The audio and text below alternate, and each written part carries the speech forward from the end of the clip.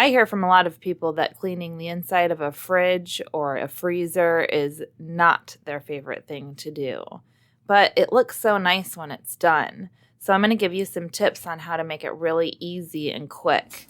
First, if you saturate the area, the freezer, the drawers, the shelves, if you can saturate all of the shelving and all of the surfaces that might have popsicles that have melted or food that's been stuck on, if you can saturate those areas and really let it soak for a couple of minutes, that really helps to make it easier to remove when you go back to it.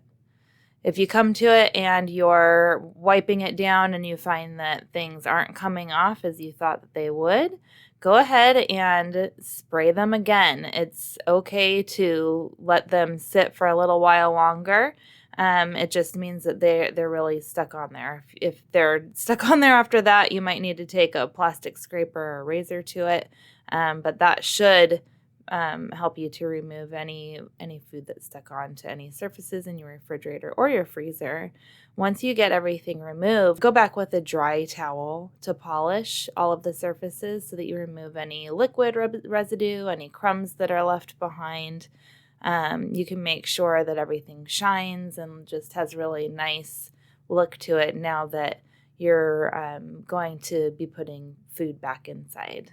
We would love to see your before and afters if you've got any that you'd like to share with us after watching our video and using our tips. We'll be having more content coming at you every Saturday. Please like, comment, and share with your friends. And as always, remember to breathe easy with Going Greenhouse.